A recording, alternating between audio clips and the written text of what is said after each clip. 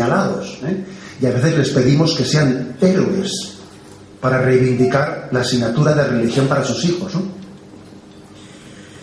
Le pregunto también que, teniendo en cuenta que la sociedad es cada vez más plural en el sentido religioso, sobre todo por el tema de la inmigración, si no sería también bueno que en la escuela hubiera presencia de otras religiones para, digamos, un conocimiento más amplio de las distintas existentes.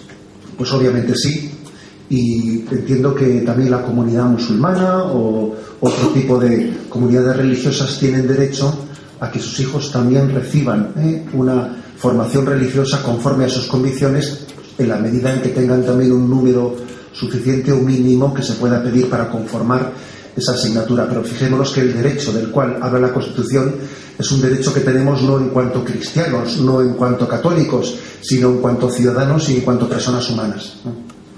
También referido a la inmigración, le preguntan en qué proporción acuden al culto católico los inmigrantes de las dos Américas en nuestro país, tanto en la escuela pública como en la iglesia de su parroquia.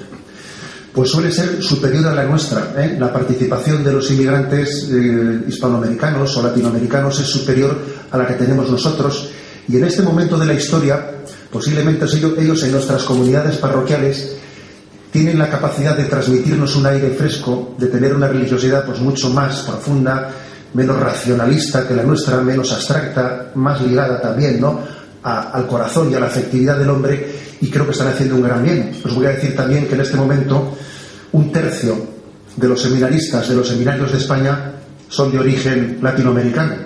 Eso es una realidad que va creciendo de año en año, Nuestros candidatos al sacerdocio en gran parte son inmigrantes o hijos de inmigrantes.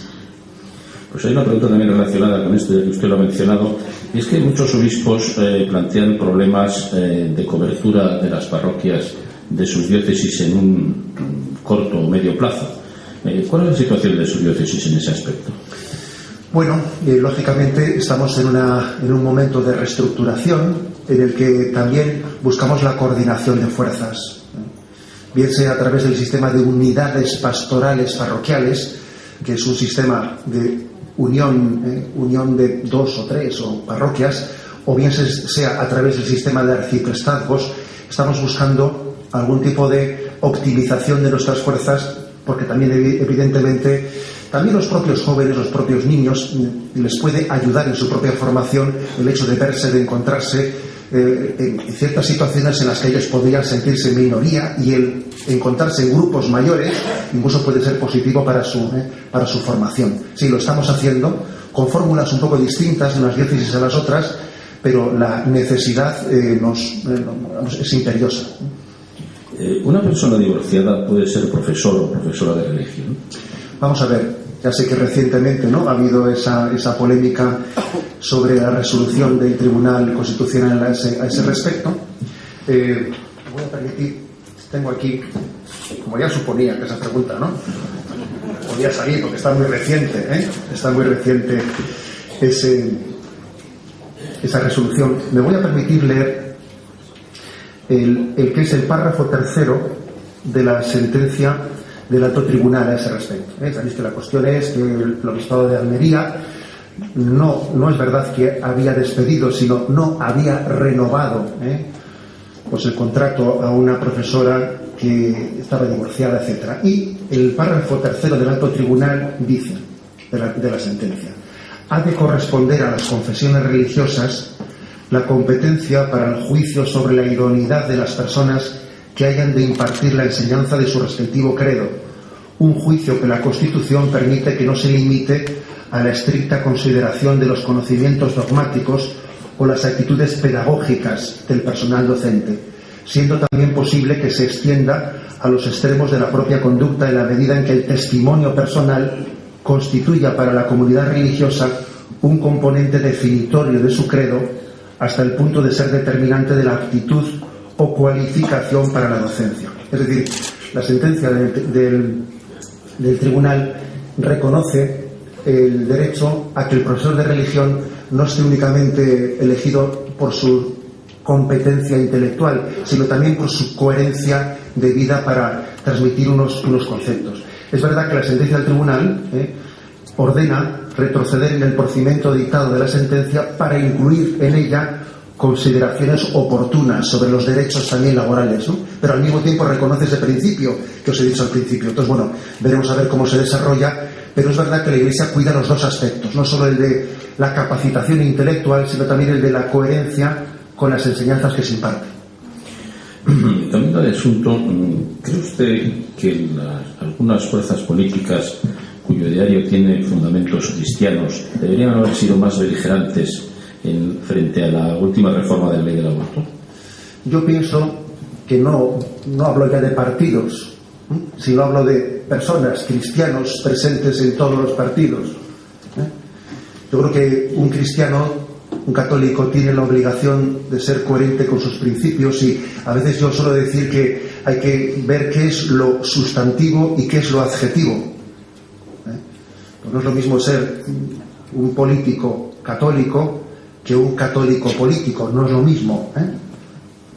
Entonces yo lo que pediría sería que hubiese católicos con vocación política, no políticos que un poco adjetivamente sean católicos. Entonces sí que yo pediría no a los partidos, sino a los católicos que están integrados en ellos, pues que su sensibilidad política fuese la adjetival y no su sensibilidad católica. Le pregunta también si la Iglesia debería conseguir trasladar más y mejor a la sociedad la acción social que desarrolla, y también si está suficientemente entendido por la sociedad que instituciones tan vitales en época de crisis como la Iglesia y sus instituciones vinculadas a ella están teniendo ese papel, y si alguien se lo está agradeciendo como debería. Pues es una pregunta importante.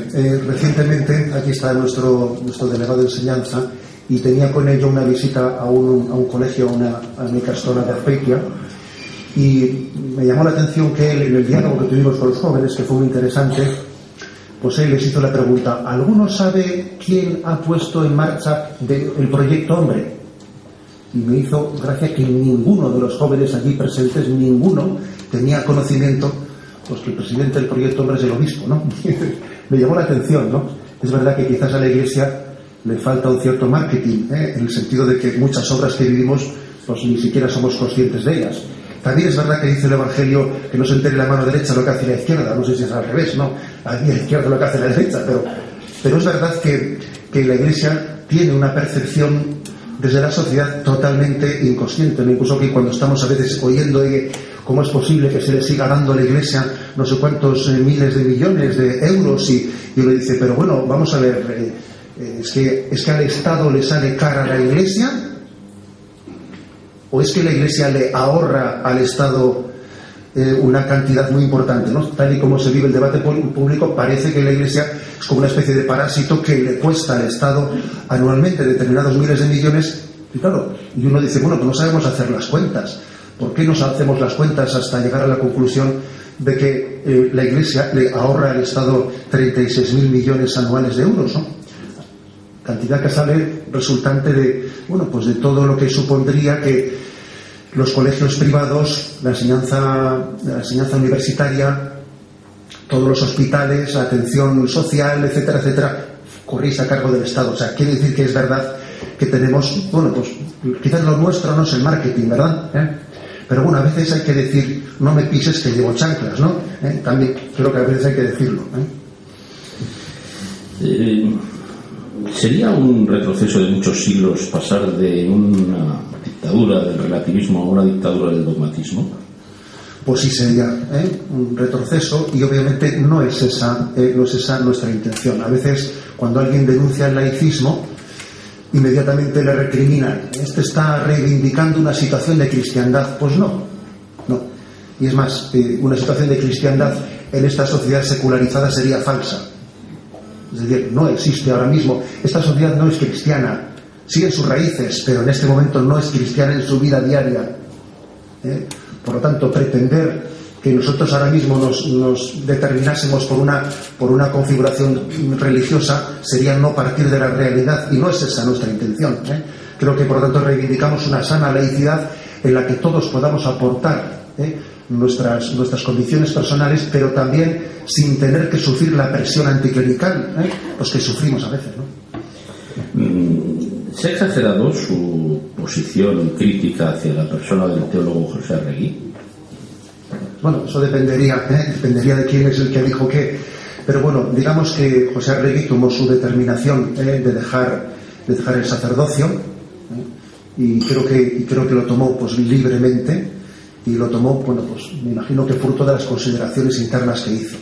Creo que un servidor, pues ante una situación difícil en mi llegada, ¿no?, a San Sebastián, creo que la situación me pedía a mí tener pues una gran paciencia y un gran acercamiento a él, fruto de las acusaciones que él formuló contra mi persona, que eran falsas, como ya tuve ocasión de decir, pero me parece que a mí aquel momento me exigía acercarme, estar cerca, tender la mano.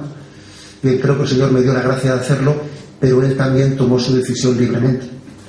¿Cree que los fieles lo han entendido? Bueno, también creo que están muy condicionados dependiendo por la órbita mediática desde la que accedan a la realidad, que esto es así. A veces vivimos en burbujas mediáticas y dependiendo de la burbuja en la que uno respire, pues percibe una cosa u otra. Cambiando de asunto, ¿han mejorado las relaciones entre las asociaciones de víctimas del terrorismo y la Iglesia local?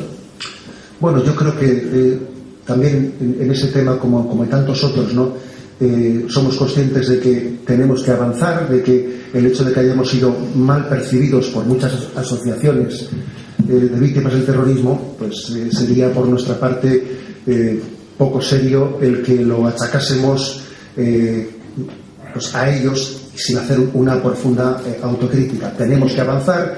Pues yo he tenido mis contactos sencillos, tampoco voy a decir que hayan sido muy complejos, pero creo que en este momento de la vida de la sociedad y de la Iglesia, en el que, por cierto, todos creo que hemos ido creciendo en conciencia de que no hemos tenido en décadas anteriores la necesaria sensibilidad hacia ellos. Yo creo que la sociedad en su conjunto, ¿no?, ha ido cayendo en cuenta. Pues obviamente la Iglesia también tiene que entrar dentro de ese reconocimiento conjunto de la sociedad de que tenemos que crecer en sensibilidad y en acercamiento hacia ellos. Aunque usted ha hecho al principio la salvedad electoral o preelectoral, yo le he trasladado algunas preguntas y usted siéntase libre para responderlas o no. Hago de Nadal un poco. Perfecto. La primera que le planteo es genérica. Dice que durante años la Iglesia vasca ha orientado el voto de sus fieles. ¿Hará lo mismo esta vez? Bueno, yo creo que la Iglesia se limita a educar la conciencia moral. Es lo que tiene que hacer y yo lo he procurado hacer. Creo que en mis manifestaciones, por eso aquí mismo el hecho de que yo haya declinado hablar en un proceso preelectoral, ¿no?, o electoral, que yo haya declinado entrar en cuestiones partidistas, creo que es significativo. Es verdad que puede haber un campo de la educación de la conciencia, que también la Iglesia no tiene, o sea, la conciencia moral católica tiene implicaciones políticas, pero obviamente no es nuestro campo, el campo partidista, pero sí el de la educación de la conciencia moral. Y por ejemplo, me parece que la doctrina social católica es una gran desconocida, y tenemos que hacer un profundo esfuerzo en explicarla y transmitirla. Hay muchas preguntas, usted las contesta o no si quiere, sobre si tiene alguna opinión, posición o juicio sobre la coalición Bildu. Paso palabra. Pues la última pregunta que le traslado no es electoral, sino muy personal, y a lo mejor pues también usted siéntase libre de contestarla o no, pero le preguntan en sus oraciones qué es lo que más le pide a Dios. Bueno, está bien. Pues esa pregunta no la esperaba, francamente. Esa sí que me ha cogido, desprevenido. Vamos a ver, yo a Dios muchas veces le voy a reconocer que le suelo pedir: Señor, aquí me has puesto y te pido que hagas de mí un pastor según el pueblo que me has encomendado se lo merece. A veces le pido al Señor la gracia de ser lo que Él quiere que yo sea para los demás, ¿no? Ser instrumento suyo, y eso es algo que se lo pido mucho.